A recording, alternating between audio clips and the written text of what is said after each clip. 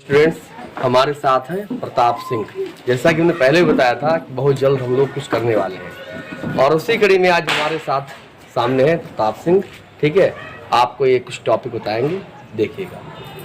हम आप लोगों को बताएंगे मानव हृदय मैकेनिज्म, मानव हृदय कैसे काम करता है, ये बात हम आपको बताने वाले हैं। तो यहाँ हमने ये देखना है कि जो मानव हृदय हमारा है, तो मानव हृदय की जो लंबाई है वो कितनी है, 12 सेंटीमीटर। चौड़ाई जो है वो 9 सेंटीमीटर। ये लंबाई है, ये चौड़ाई है, और जो वजन है वो उसका है 300 ग्राम।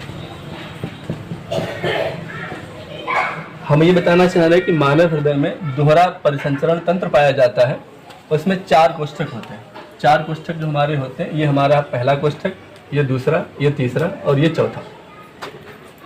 पहला कोष्ठक जो हमारा वो इसमें दायां आलिंद है, दूसरा कोष्ठक बायां आलिंद है, तीसरा दायां निलय और चौथा बायां निलय।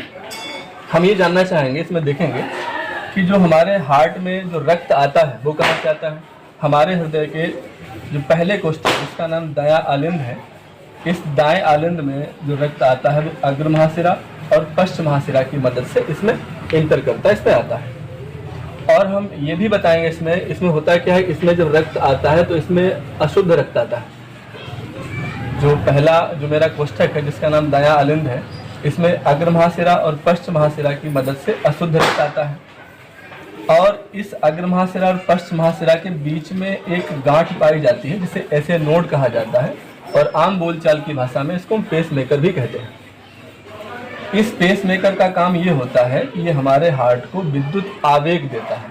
आवेग का मतलब ये है कि ये इसको संकुचन होना, इसका सिकुड़ना और इसका फैलना, ये दोनों चीज़ें जो हो पा रही हैं वो पेस मेकर की मदद से हो पा रही हैं। अब होना क्या है कि चूँकि हमें पता है कि हमारा हृदय एक बार सिकुड़ता है, एक बार हमारा हृदय फैलता है।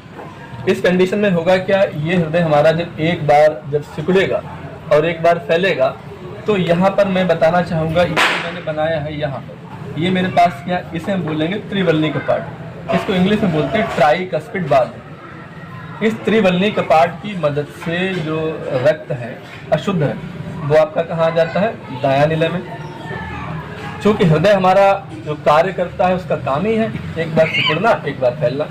जब ये सिकुड़ता है, आप समझिए, अगर हमारे पास अगर हम पन्नी में या किसी में पानी भर लें तो हम उसको दबाते हैं तो पानी ऊपर की तरफ जाता है।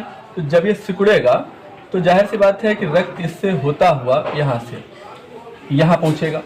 अब यहाँ से यहाँ इसे ले कौन जाएगा, उसका नाम है फुफ्फुस धमनी।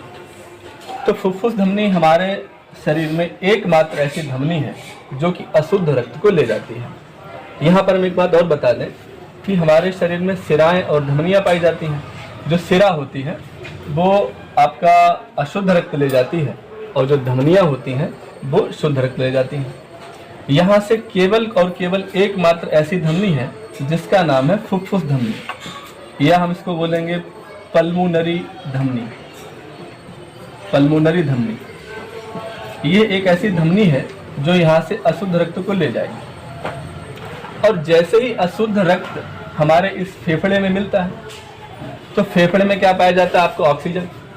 और जैसे ही ऑक्सीजन से ये रक्त मिलता है तो ये रक्त बन जाता है हमारा ऑक्सीजनेटेड ब्लड, ऑक्सीजनेटेड रक्त बन जाता है हमारा। और जब रक्त में ऑक्सीजन मिल जाती है तो वो शुद्ध रक्त कहा जाता है। और यहाँ से ये आता है, यहाँ से इस जो हमारी ये पल्मोनरी धमनी है, ये फेफड़े तक पहुँचाती है।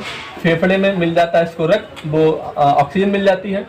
ऑक्सीजन के बाद यहाँ पर जो हम ये देखेंगे, इसको हम बोलेंगे, ये मेरे पास जो है सिराएं, इन सिराओं की मदद से ये हमारा रक्त कहाँ जाएगा, हमारा रक्त आ जाएगा बायां आलिंद में। ठीक है, तो बाएं आलिंद में जब रक्त आ जाएगा तो हम ये देखेंगे कि बाएं आलिंद में रक्त कैसा रहता है, शुद्ध रक्त रहता है। पहले आलिंद में जो हमारे पास दायां आलिंद है, इसमें अशुद्ध रक्त रहता है, दायां निलय में भी अशुद्ध रहता है।